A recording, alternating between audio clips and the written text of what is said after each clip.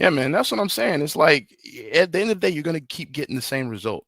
If you get two geese fucking, you're not gonna get a duck. Like I don't know what to tell you. Like just He says all that to say that we had like 14 minutes, 38 seconds worth of content that they talked about before we started. So this motherfucker is counting it. I like just kidding. in time. I literally just guessed stuff. I was like, hey, who's that? I thought. Well, I mean, we were talking for a while. It might have been that long. I was like, Oh, he it was like every 10 second minutes at is least. every second is content wasted. I'm telling you. We were talking about so far how basically in the gist, if you do a movie right or a adaptation correctly, then you get the right praise. For example, the Snow White adaptation done horribly. There's all kinds of shit surrounded. How to Train Your Dragon movie came out. I personally went and saw it. My son, who's never seen any of the movies, went and saw it, loved it, and he wants to watch the other ones. So I think it did exactly what it was supposed to do. Yeah, hopefully they continue on with them and continue to make the rest of them, because that is a rare trilogy that is good all the way through. That first one being what it is, we can assume that they're gonna ride those out. I was looking at their stuff that they have, so I don't know how a Shrek one would do. I honestly will leave that one alone. As far as what, a live action or just live action? Oh, okay. Yeah. Meanwhile, like we talked about, like anything with animals, like Kung Fu Panda. How we, Yeah, I don't think we need to do that one. The Cruise would be a good one. Well, Kung Fu Panda would just be the movie again, because there's no human characters in that. It would just look like the movie, So the Cruise is a good one. Then you could dig up the Flintstones and do something similar with the Cruise. Why? They haven't touched Flintstones in a while. That should be way public domain, right? Wow. Yeah. Yeah, because that shit came out in like the 40s or something like that. So it might be, I think it's 95 years is the limit on public domain stuff or copyright stuff. The Wild Robot, but that's animals too. But that was also a great movie. I almost teared up. I heard that was good. I needed to watch that. Yeah, that's one with not yet. Luongo voicing it. 2058 is when the Jetsons goes into. So so it's roughly 100 years that you can keep something in copyright. So somebody got both of them as copyright? Yeah. Hanna-Barbera. Hanna-Barbera. Yeah. And they give tight. Yeah. Oh yeah. So who was first, them or Jetsons? I feel like they're around the same time. Yep. The Flintstones is actually first. They entered this year. They entered. What you mean? Some of the works from 1929 are entering this year. They debuted in 1960. Got you. So it must be like, because I know every time you change a version of it, so probably like when they went from black and white to color, that's considered two different versions. Yeah. So yeah. Wow, y'all! It's like we speak this shit into. No, I take it back. This was from 2017. Never mind. What? Oh, was it some Flintstones stuff? It's supposed to be a Jetson live action sitcom. Oh, okay. Well, it never happened. To be fair, if you look at the cast, who was casting that was a really good cast. You had John Goodman as Fred. Flintstones? The Flintstones movie? Ooh. Yeah. Rick Moranis was Barney, which perfect. The crazy flip was Rosie as fucking Betty. Yes, exactly. That was some nice ass flipping though.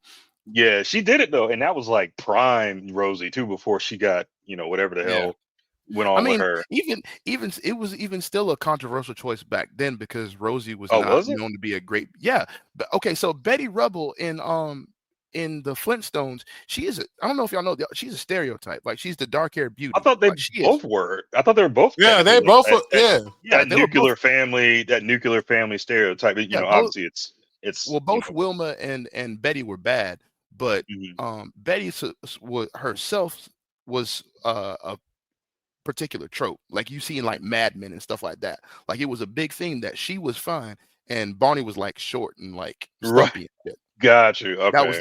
That was the whole bit.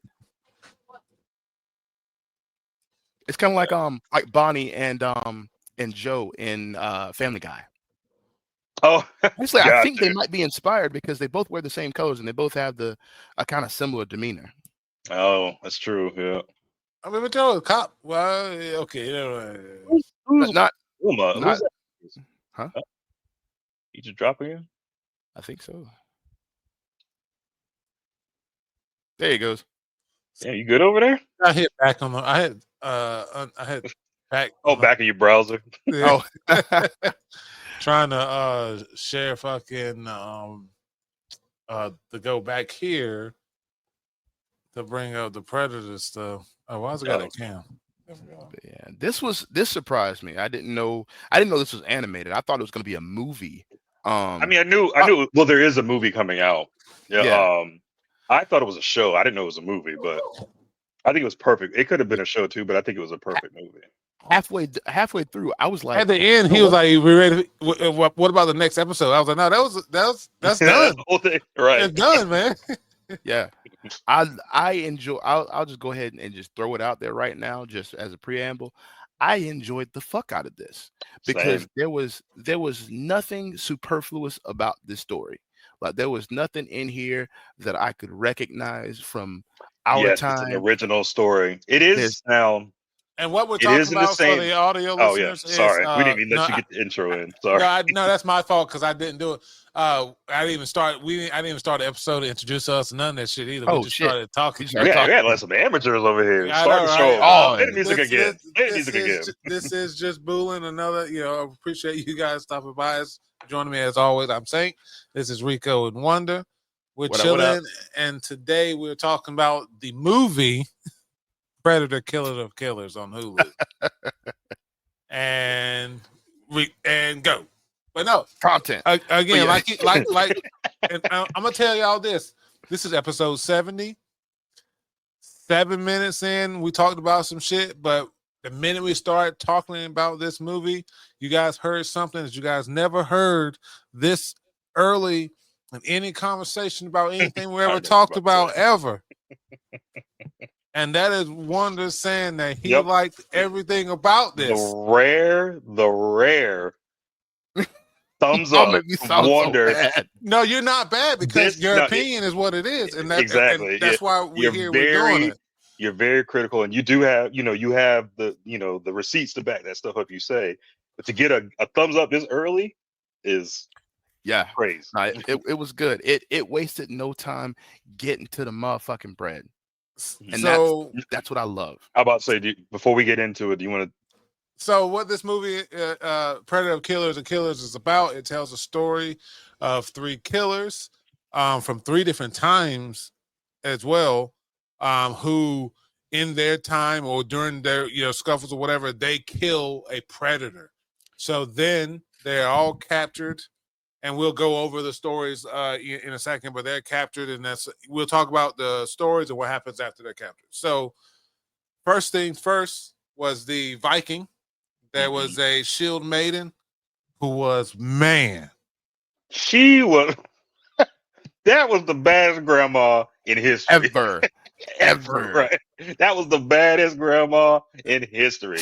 She will whoop somebody's ass and cook you a good dinner after that. When I tell y'all I feel like the reasons the shield maiden was something you strive to be is because half the time she didn't have a weapon. Exactly, but was killing just as much as anybody else with a weapon. Broken shields on both hands that she wielded like they were extensions of her body, cutting heads off, limbs off, caving chest in. They weren't broken. They were like, you remember Captain America's shields in Infinity War? Which they threw one like.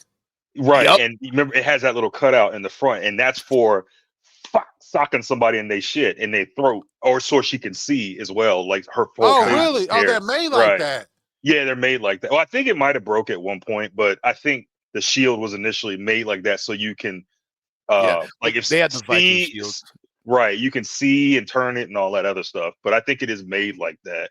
I could be wrong, and I'm sure some Viking expert gonna come, Please bring it. Yeah, we appreciate it because we want to know. We're interested in more about shield maidens. I love Norse. They both were about the same. I'm not sure if I missed how they became that way, but they were both kind of broken what seemed like in the same spot. In the same spot, yeah. Which looks like something that you can, Now, just a little bit extra to this. This is the Predator lore it's easy to do because the Predators have been around for 100,000 millions of years. Who knows? So all the universes can be connected. You can't. It's easy to connect them. So I don't know if y'all saw Prey. Yeah. Prey. This is in that same universe because you remember the end of the movie when they were all in the ship and they showed that girl in the frozen thing. That was the girl at the end of Prey. That was in Prey, the Native American girl. Y'all see that? I may have missed that part, but that so at the end, she had the thing on her neck. No, she was frozen. So they were, I think when the Predator is walking through the ship, you see a bunch of people in these frozen capsules. They're in like, suspended animation, whatever. And then you see a girl sleep with the black makeup across her eyes. That's the girl that was shit. That's okay. in Prey. The one who she beat a Predator. Shit. So this is Predator. like a fucking in between or this is Ground Zeroes.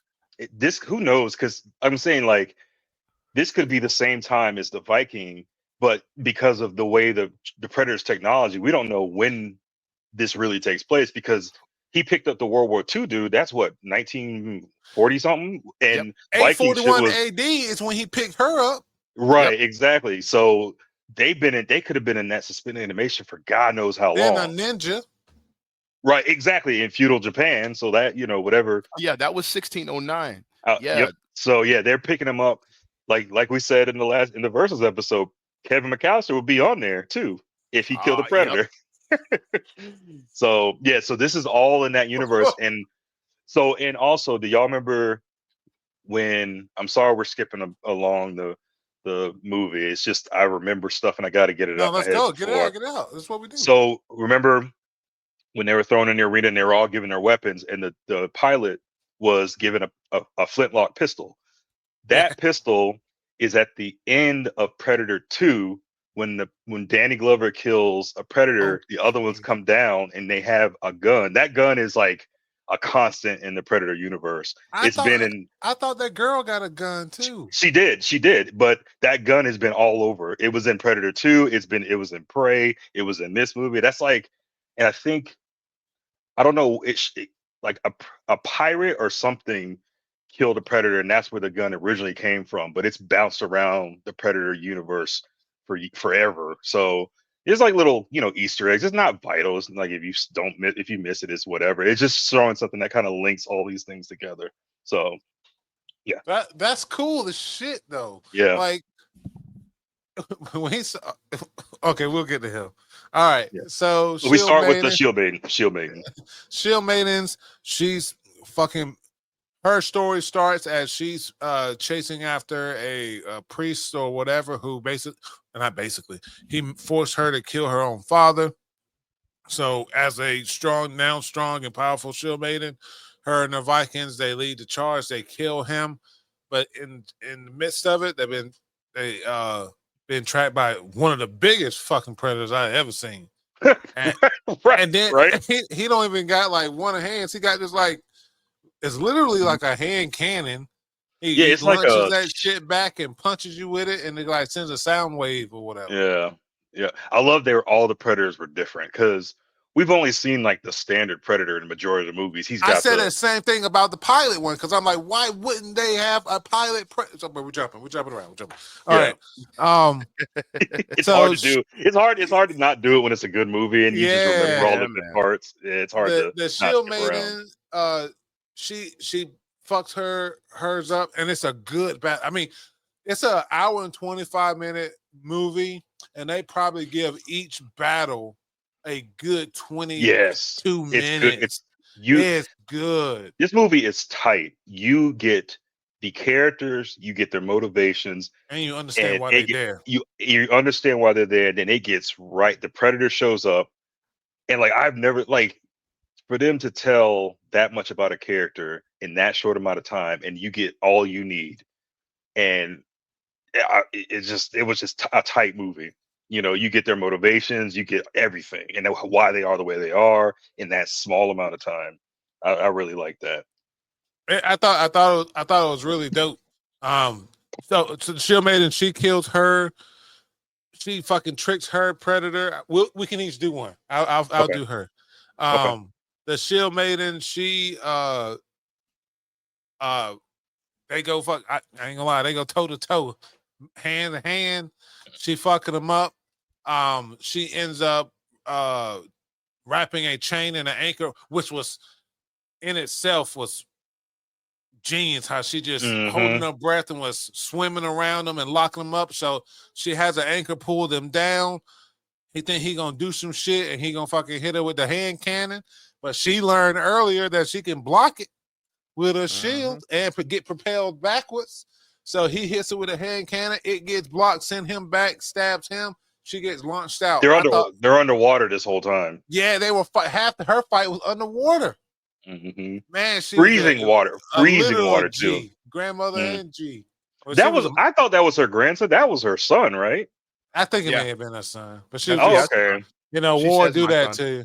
Oh, okay. War do that to you. Anders. And Anders fought well too. He got some licks in too. Oh, he cut old dude's head off. Yeah. He did. So snuck his ass. He got some licks in. He got some licks in on the Predator too. You know, so he earned that or whatever. But so then she gets captured, and then the story shifts to, and then what we'll do, we'll each tell it, and at the end we'll decide. We'll each see which one's our favorite. But and then it leads into the feudal Japan. Oh wait, they go on the ship. She sits there, and then they pan over, and there's a guy sitting there, and then it leads to feudal Japan. Who wants to do feudal Japan? Oh shit, I'll do it. Yeah, but that I know you like that time. And he a historian when it comes to this too, so we're gonna get exactly. That's why I wanted him to do it. Listen, I ain't gonna lie to y'all, motherfuckers. This guy, the scene where they were there's a scene where they're fighting on the roof, and he was like, "Yo, that is a Toriyama shingle made." First of all, they were Kara tiles. So that's what he said. He said tiles. He said something about the roof, and I was like, "This motherfucking nerd, man." He said, "Because that is a classic roof, and especially when you have the ninja that runs across that roof, it always makes that classic sound. I love that sound because you know somebody's coming or going to fuck somebody up." Exactly. So, for those history nerds like me, this shit take place 9 years after fucking the Battle of Sekigahara. So Japan is still hot right now. Like some grits. Yeah, man. So it opens with these twin sons. They're out and about. One son is practicing, the other is climbing a tree. He's like shaking leaves down so the kid can hit the leaves and shit, and they're like super serious. You obviously get the impression that one is more serious and one is more lax. But they love each other. Every twin for the rest of their life. I know, right? Smoking stack. Sorry. There's not a whole lot of dialogue in this episode, if any. Almost they talk shortly. Yeah. Like short phrases to the point because they mostly put in hands. But but you get a lot of cross on just face, like expression. The facial expressions. Their father, you can already tell how he sees each son. You know, so there's a lot. Yeah, there's a lot in face and stuff. So they he brings them up, and I guess it's a coming of age ceremony. He sets this crazy looking samurai helmet down on this little stool, and he has them basically fight for it. And the more dutiful brother, the one that was practicing outside, doesn't. He lays on, he sheathes his sword. He's like, "No, I'm not gonna fight." The other one, who's more anxious, he keeps looking back and forth between his brother and his dad, and finally, just as his dad puts the weapon back up, or the helmet back up, he's like, "Y'all not ready." He turns around and puts it back up. The other brother attacks the one that sheathed the sword, and they exchange blows for a couple minutes. The one that didn't sheathe his sword comes out on top and ends up cutting his cheek. And then goes and stands by his father, basically saying like, "No, I'm ready." Obviously hurt, feeling betrayed and feeling some type of way. The other brother runs away, leaves the compound. Can I pause real quick? Yeah, go ahead. When that happened, when the fight was over and the one twin ran, I thought to myself, it ain't that serious. Yeah. But then I remembered it's feudal Japan. Yeah, it's feudal Japan, and yeah. everything is about honor. And he just lost his honor because he lost the fight, and he got dishonored in front of his father. His father doesn't believe in him anymore. He needs to leave. Yeah. And so that I was like, okay, that's why he ran. Yeah, because it was like if you don't have to, it's like what the fuck? Stop having the temper tantrum, like chill out. But yeah, so justified crash out. There's a big time skip. The son is now head at you see the father pass kind of in his sleep, and the son is also becoming the family head or whatever. They have a big ceremony, and you get to see the brother. They ring the funeral bells, and you see the brother out in the field. He's become a ninja. So like whole ass land, not like a Naruto ninja. He's not like doing hand signs and shit. He's an actual like I say he's a shinobi. Yeah. Yes, he's got the fucking kusarigama, the sickle and chain. He's got the fucking throwing knives. He's got the whole outfit. I'm kind of mad that they didn't put him in that Midnight one anime Ninja Kami is getting a new get a new what? A new season. Mm. And they in some kind of mech suits, but we'll talk about that later. Yeah, that mech suit part was whack. Anyways. Yeah. But yeah, he's traditional. I honestly wondered if I'm not doing that. Anyway, so yeah, he gears up. He's going to it's not really clear if he's going to steal the sword or just go up there and be in the area. It's very much it feels kind of like that. At one point I thought he just got there to cut his brother and leave. Yeah, but it's like, why are you trying to take the sword? Yeah, it seemed like the that short of Hanzo and Genji from Overwatch. That's what I thought of too. I never played that game, but I watched that little short thing they have, and it reminded me of them too. It was very much the same way. Obviously they fight. Little brother comes with the moves now. He's got the fucking ninja moves. They put hands to each other, and it's honestly an amazing display of like agility and determination, because you see the brother that's like stayed with the family. He stayed with his father. As the fight goes on, he keeps putting on armor. Like it starts with this. He was doing it clean too. Like he was getting dressed while dodging. It starts out with van braces, then he gets the pauldron on, and then he puts the fall on. It's freaking cool because it's like, you know what that part reminded me of? Remember when I think it was Iron Man 2 where he learned how to remotely call his armor, and it was, remember, he was putting it on mid-battle, or it was the pieces were flying it in mid-battle, and they were just hitting him, and he would use it as it hit him. Like one glove would come in, and he would have the chest or whatever. That's what it reminded me of. I briefly remember, because I didn't watch it but like once. Was that 2 or 3? That was 2, because that's the one with quote unquote the Mandarin, but it was no, that's 3. That's 3. Is that 3? 2 is it was Whiplash. You're right. I'm sorry, 3. Yeah, so yeah, that's 3 then. I'm sorry. Okay, that's good.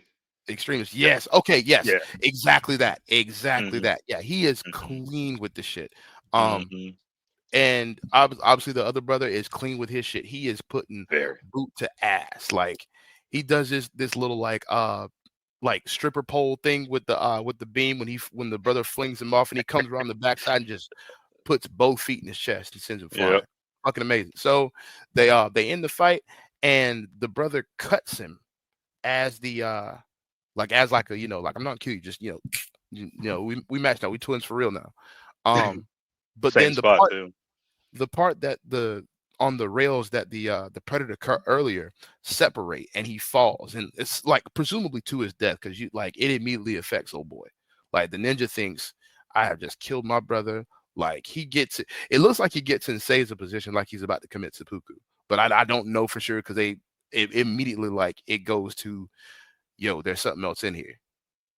And the motherfucking predator. I got to stop real quick and talk about the predator. This one in particular. He is a fucking ghoul, bro. Like the first time you see he really is. He is aura farming like Itachi. I don't care what nobody says. I don't care what He was in the same position as Itachi. I didn't even think about that. Yeah. I don't care what nobody says. That was taken from Itachi because it's the same silhouette. When Itachi was in the right in front of the moon. He was on that telephone right before he murked the rest of the clan. The rest of his clan. Oh, I don't want to say the clan. His clan. Yeah. Oh wow. And that Predator, I feel like that Predator gathered more information. I feel. Absolutely. He was using more stealth than the other ones. Exactly. He was using a lot more stealth, which is why I like each one of these Predators were different. Yeah. The pilot was cool too, but this one got a hold of me because I love that. I love when they don't even play about it. They're just like, what's good? I'm here. Let's go. He had the craziest weapons too. Oh, bro, the fucking the whip spear thing that has the extra bits come off. Like, damn it, it's already a spear. So that to me was crazy because given the time period, and this is just me being hit like history nerd or whatever. Given the time period, given the setting, and the fact of what that spear is, that spear is a like a cross spear called Jumanji. It made me think of Tadakatsu Honda from Samurai Warriors. He's also a historical figure, but he is known for having a big that game. That was the side scroller, right? Neo Geo game, right? Is that Samurai? Oh no, that's Samurai Showdown. I'm sorry. Yep, that's what you think. Yeah, which set in the same time period. Right. A little bit after, I think, between the Meiji Restoration and Sekigahara, but Tadakatsu Honda is known for carrying a big fuck off spear with like 3 tips, at least in the games, called Dragonfly Cutter. And every time it's a big thing in Japan. It's a huge, like, it's not a national treasure, but it's one of like their sacred like things or whatever.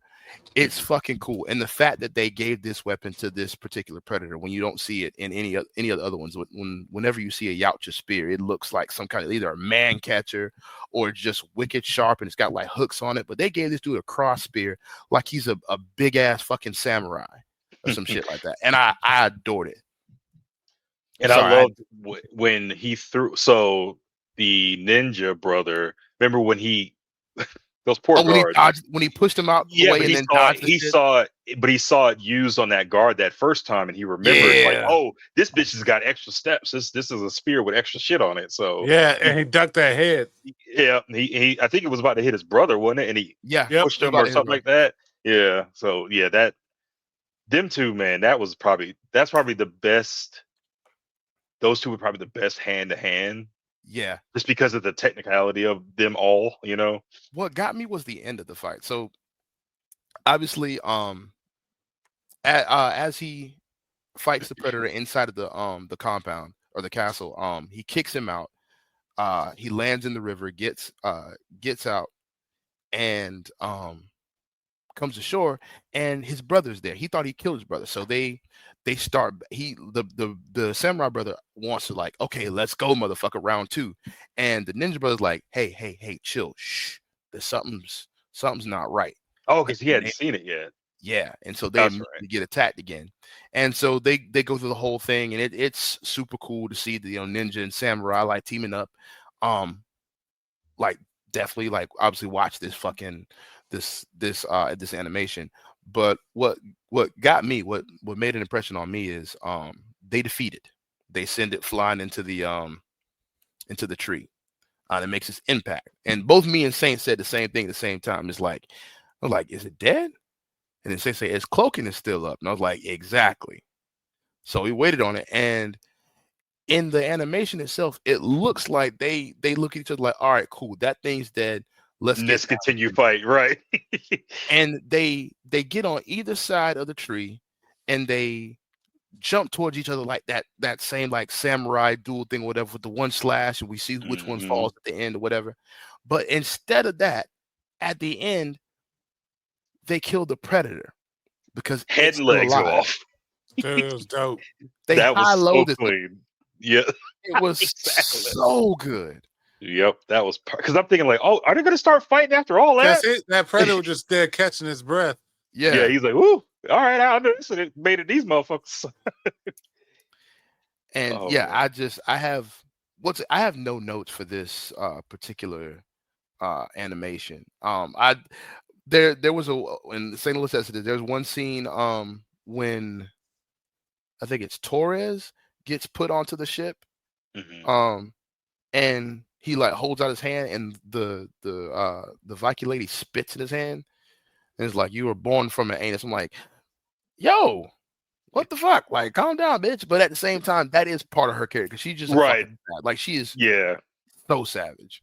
Very. It's the definition of the word. Yeah. So like, I had to retract that. I said that way we watched it. Like, you know what? I'm gonna take that back because that fits, and literally nothing else came of that other than that's who she is.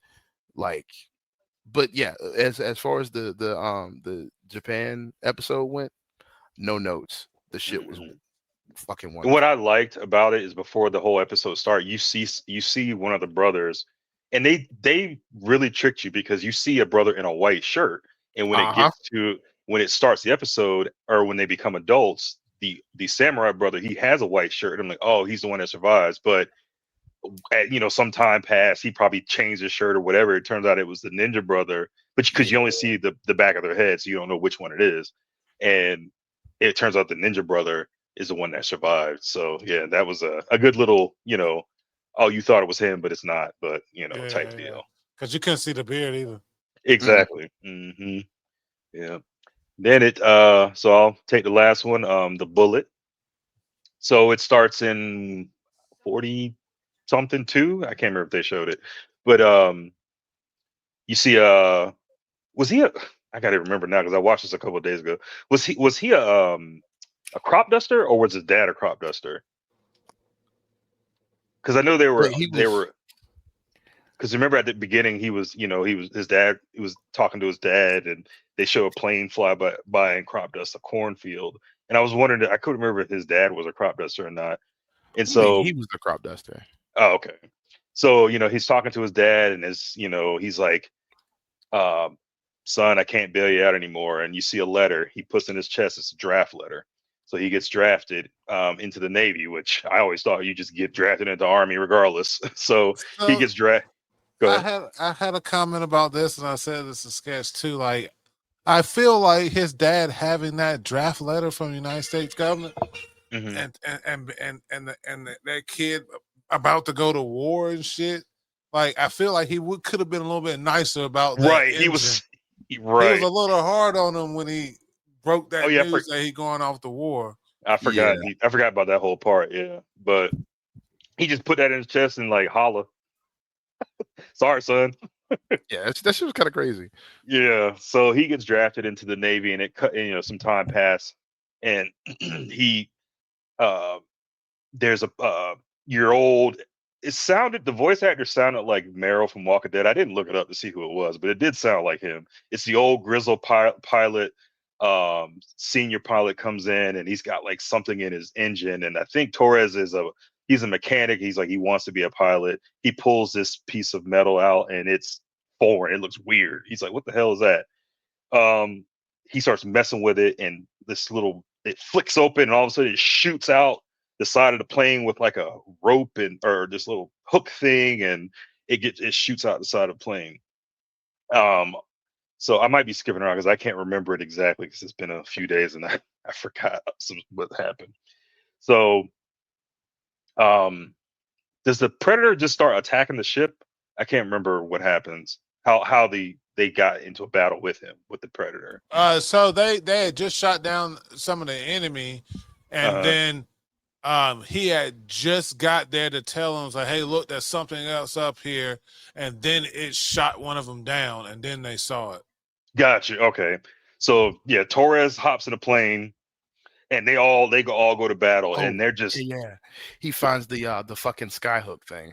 Yeah, that's the thing. He finds the skyhook in that other dude's plane, which is kind of like, the senior pilot, whatever. And Torres starts playing with it, and it like opens up, and that little hook part comes out, and that obviously some foreshadowing because that comes back later. So they start getting into the battle with this Predator, and I don't know if the Predators good at their jobs? Yes. Hunting? No, just in general, because you think about how advanced they are compared to who they're fighting, but they always lose for the most part. But I think that's down to writing. That's plot I on. think I get it. I get that's the point. We're not seeing the top of the line. Yeah, I guess you're right. I guess you're right. Yeah. But I always thought, I was like, you know what? Do they ever win? But yeah, it's plot armor as a whole. For the most part, their whole race is like made up of hunters and shit like that. So they're just the best of the best. There are levels to the shit, but like, isn't it a rite of passage to go to other planets? It is. It is. That's I forgot about that. That is a big plot. Whenever every Predator's like, that's part of them becoming adults or whatever. So you got to think about every Predator that goes to another planet is a fresh. Like, they may have hunted before, but this is like the final test. So they are technically a new predator. So it does kind of make sense if they lose occasionally. So it could be I retract. Hey, which movie had a few of them? Predators. That was, but that was that was something them. Different. That was right. They brought humans to their, or not their planet, but a planet, a different planet. I'm thinking of PVA. Okay. Well, that was a lot of Predators too. But that was because aliens were there. I meant so much like I thought that one of the older ones they had that in there. For the most part, they've always been just one Predator, except for Predators, where they got all the killers. Pretty much what this movie was. They got a bunch of killers from Earth, and you don't even know they're not on Earth until the end of the movie. Spoilers. Okay. And that's a good ass movie. It didn't do well, and it was a rare Adrian Brody as an action star, but he killed it though. And that's essentially this. They brought like a sniper, a hunter, different assassins, whatever, and they brought them to this planet, and they pretty much was hunting them. As probably their rite of passage too. So they just kind of switched it up. Instead of going to Earth, they brought people here. So hey, Rico, remind me later after you're done about the assassin bit. I got something to say about that. In what? In that movie? No, in the in Killers. Oh, okay, gotcha. So Torres gets in a plane, and we get a very good aerial battle between a handful of Spitfighters against this Predator plane, which we don't see too many Predator plane like battles, like aircrafts and shit, right? Aircraft, or vehicles in general. We really don't ever. We always see them land in something. We don't ever see them use it outside of that. But he came from a good family. He's only 16. His parents bought him a good car. Yep. So, like, this plane is obviously it's so advanced in the Spitfighters, but that's what I love about Predator movies, is because the person they're fighting is always they're not physically stronger than the Predator. It's always down to how clever they are, how they can take what they have and win. And that's pretty much all these stories. It's just different ways. Torres is obviously not a fighter to the same degree as the samurai and the Viking, but what he is he's clever. He's a great pilot all of a sudden. We haven't seen him fly, but he was whipping that fucking thing. And there was one part that I was confused at. The older dude sacrificed himself, or at least who I thought he sacrificed himself. And then remember when they were climbing, it felt like he was just like that older guy wasn't there. He was imagining him. It felt like that to me until he cut his engine back on to produce a heat signature so the Predator can shoot him. It was weird the way that was cut. It felt like he had got shot down, and then Torres was imagining him there, telling him what to do, kind of like some Luke in the Force type shit. But it was kind of confusing. Yeah. Right.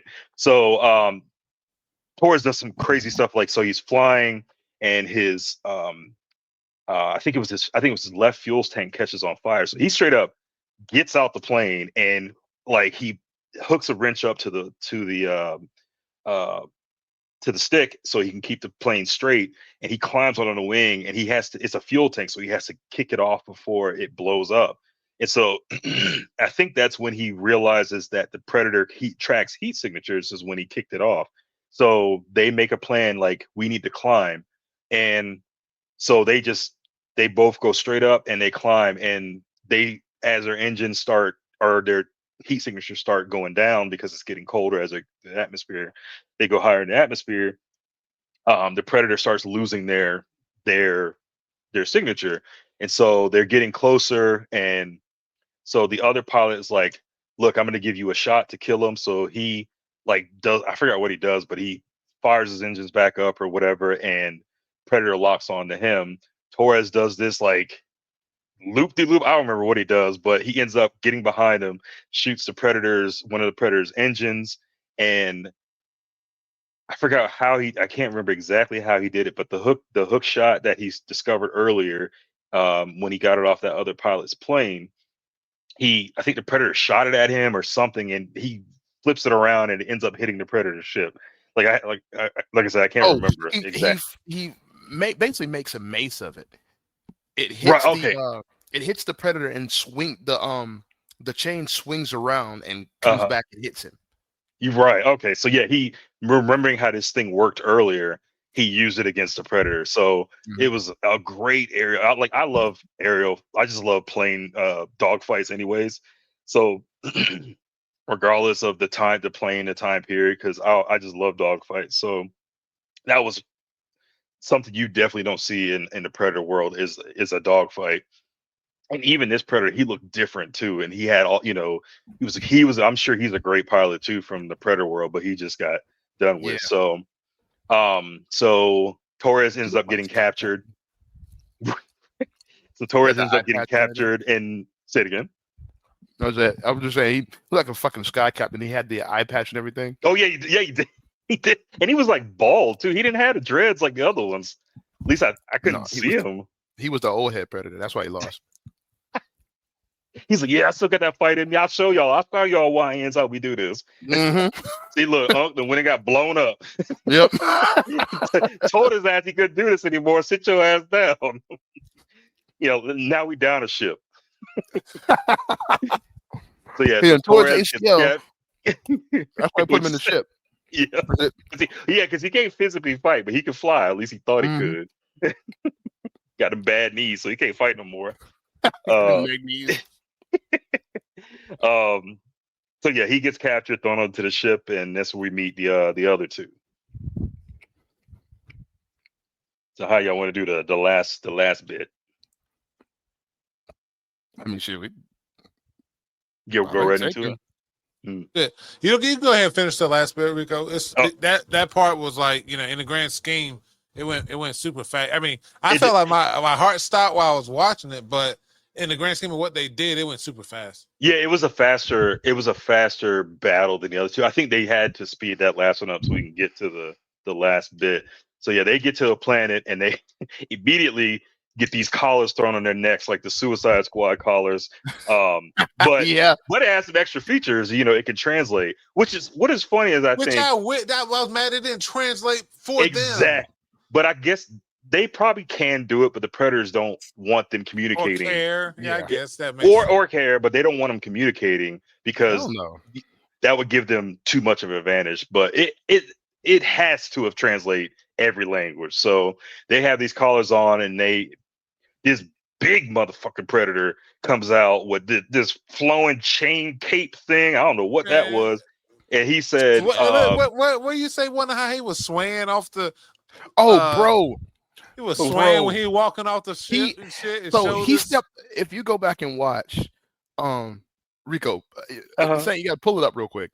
If you go back and watch, I'll have to, but it's Hulu too, so I ain't trying. Oh, okay. Okay. No, you're good. So if you watch his shoulders when he's walking, when all you see is his back, he walks off that motherfucker like Ruby Rod. Like I'm not even kidding. He gives like a zesty walk or something. Yes. I think what it was the character model that they animated was like it was the way he was walking down with the cape was like swaying or whatever. But the extra shoulder move as he's like readjusting himself, it makes it look like he's Ruby Rod from the back. It's hilarious. I have to go back and watch that.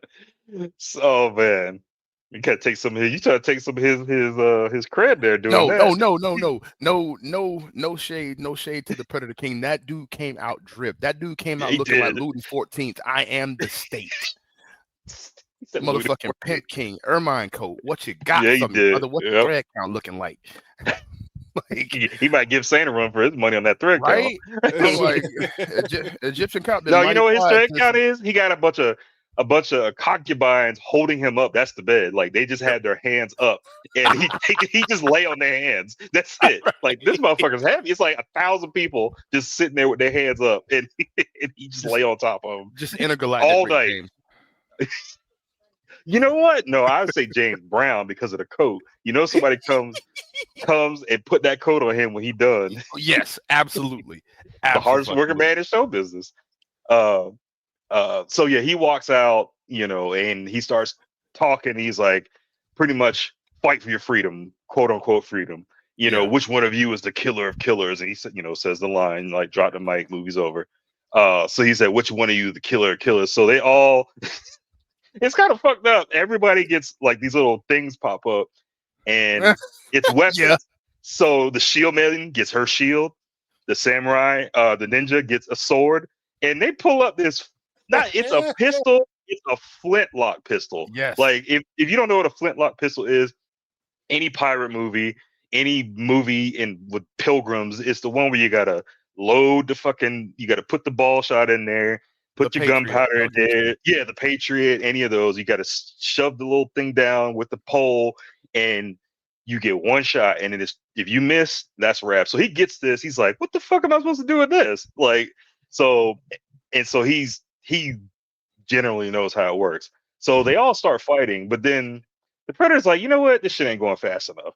Maybe bring in what's that shit from Star Wars? Oh, the Rancor." Yeah, the Ranger. Yeah, let me let a Rancor out with a mouth on the back of his neck. Oh, also don't forget that the samurai wasn't trying to fight the shit. Right, exactly. So you know the Vikings bitches don't go to Valhalla, so she has to fight. She has to die in battle to see her. I'm assuming husband, because I think she says that, right?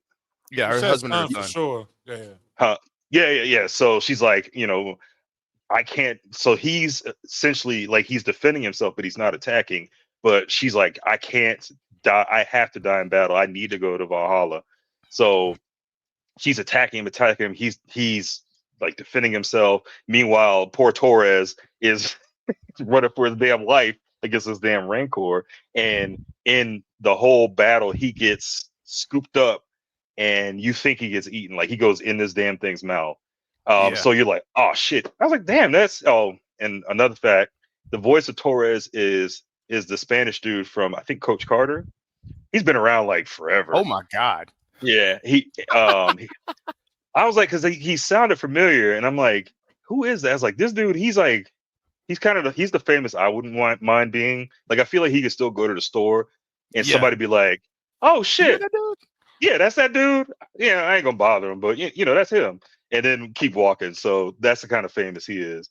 He was also Wild Dog in Arrow. If y'all even know who that character is. Jesus. Yeah, he played it well though. He did a really good job. Okay.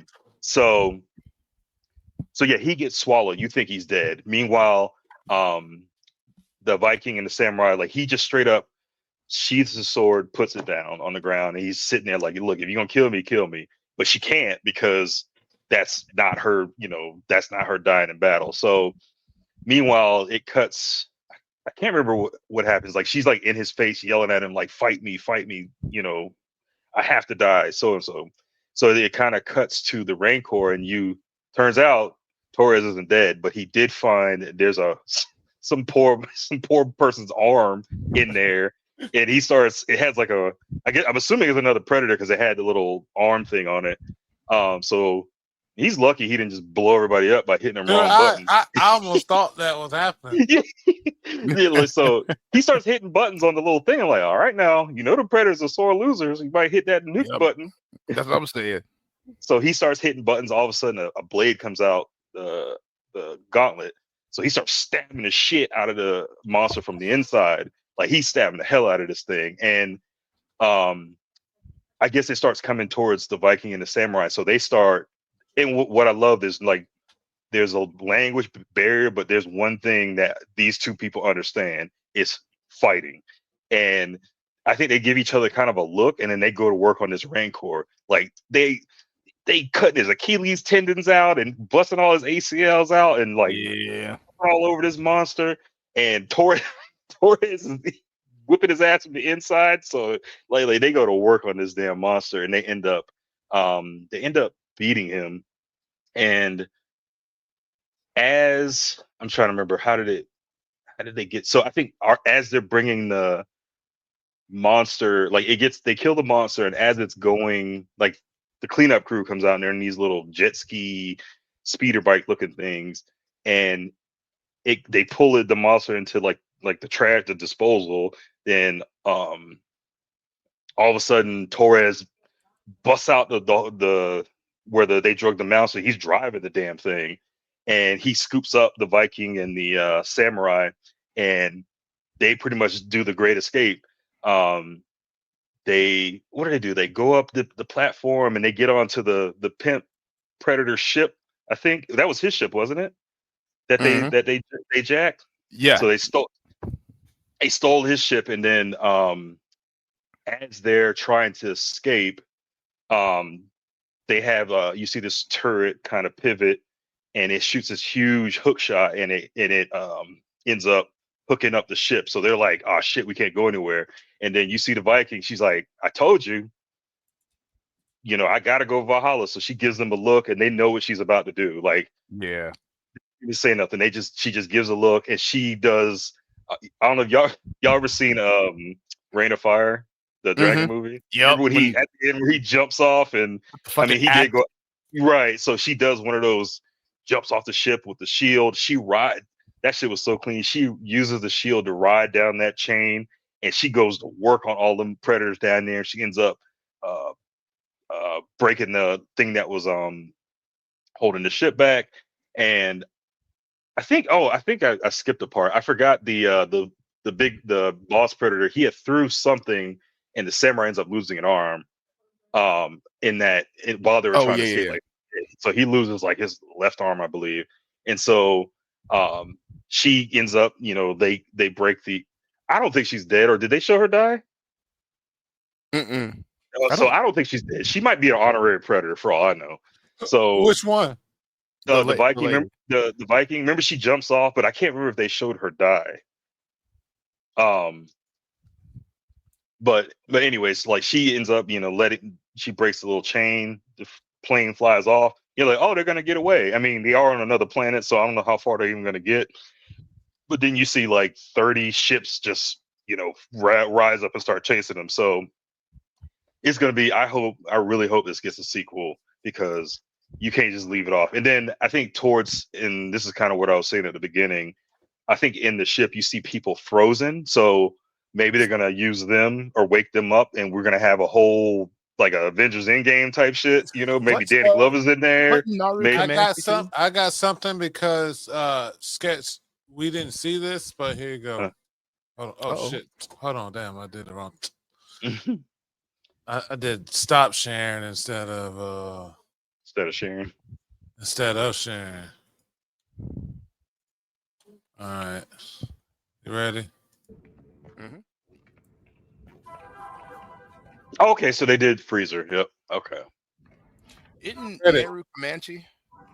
Say it again. Isn't Neru Comanche? Who's Neru? The girl from yeah.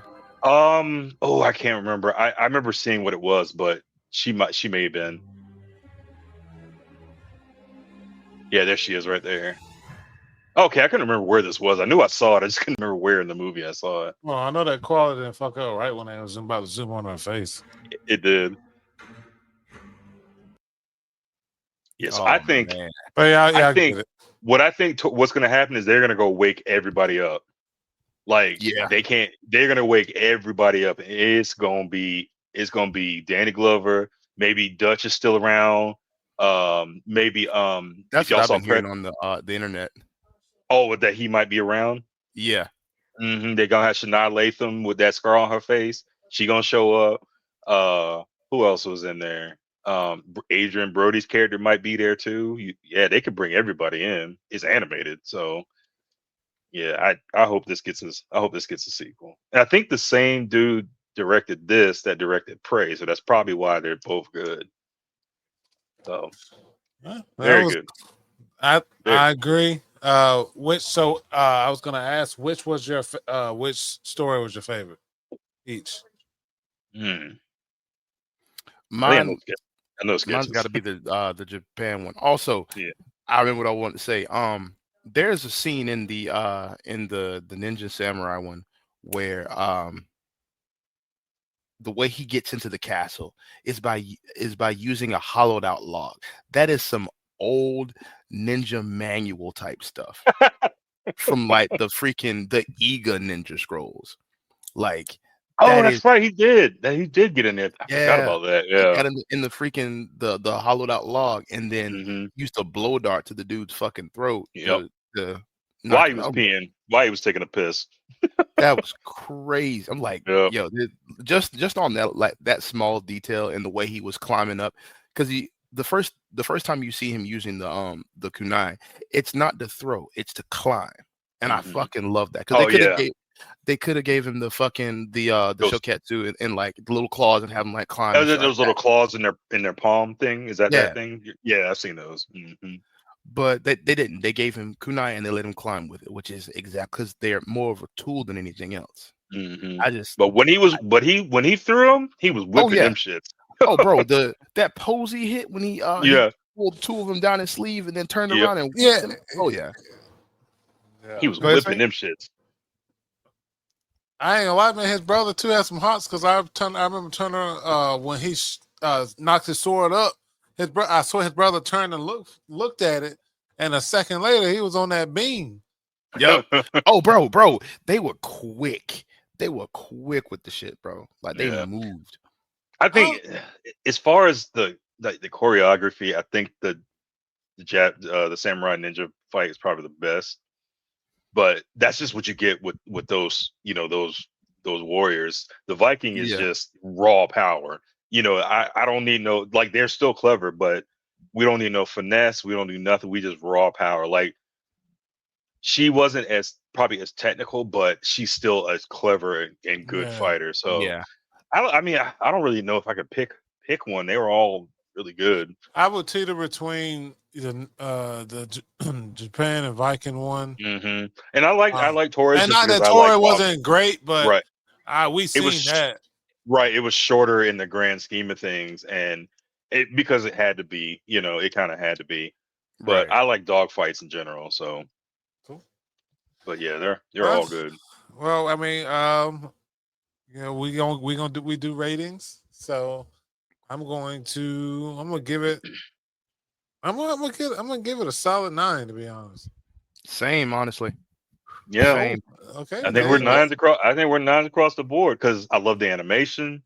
I love the characters, the choreography. Story was good. Story was great, and like I said, it was so tight. You got everything that you needed to with very little dialogue. And I just want to say, notice how there was nothing fucking weird in the animation. I don't think as far as what? What you mean? Like, there was just a story, nothing else. Oh, right, exactly. Which with these type of people, like these characters, I don't think you know what they're about. Like, both are very proud. All of them are proud. You don't get nothing. Bro. They could have probably did something weird in the Torres stuff, but they didn't. They kept it just plain across the board. They had equal opportunity to do something weird across each of these properties. Like, let's be honest, they could have fucked this up a number of ways. Right. Yeah, but Predator ain't really about none of that stuff. It is. I think they knew, and I think you probably could have. People kind of had these, was kind of bitching about Prey only because they don't understand how the Predator universe works. They're like, why would this little girl be able to beat a Predator? They don't know about, what's her name, Michiko, the chick from the books. Oh, I don't even know about who that is. Oh yeah, there's a chick in the books who is like that. She's a bad bitch. Like, okay. Right. And that's who the girl from Alien Requiem. That's who she's based off of. Oh, okay. Okay. I thought that was AVP. Was Sinai? Or AVP. Yeah. I haven't seen Requiem, but I know that one was weird. Yeah, I don't even remember that one that well. Oh, sorry, Machiko Noguchi. That's her name. But yeah, these. I'm excited for Prey 2. I think it's gonna be. This is how I get hyped for a franchise. Like I'm hyped for Alien Romulus. To me, was okay. It was good. It had its moments, but for overall, it was a great movie enough for me to be like, yeah, I'm okay to seeing what's going on in the universe. Right. It got me like because the Prometheus, all those didn't do it. They didn't do it. They were trying to be too high concept sci-fi, which is not what the alien universe is about. Like it's cool finding where the aliens come from, but it's a much more lived-in universe. It's about the event, not necessarily the lore. Right. So we'll see where they take that back. We got the Alien show coming, so that should be pretty dope. I hope that's good. And we're getting a Romulus or whatever the sequel to Romulus is. I think they're starting filming that now. Oh, okay. Oh, I'm about to get my hopes up. Oh no, not that soon. It just came out last year, didn't it?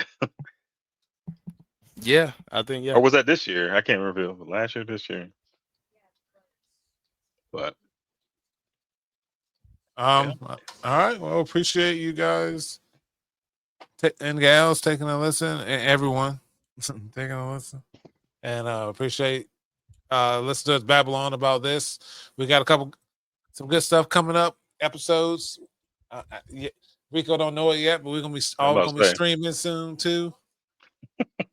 So that's it. We appreciate you guys listening. Please like, share, and subscribe, and we'll catch you guys later. Peace. No, and as always, I was about to say, don't you forget messed to have up. fun. It's praise. Pizzazz on it. Well, by not saying your ending. No. I was trying to put a little bit of hesitation in, I guess. Zing zam zam. Gotcha. Take care.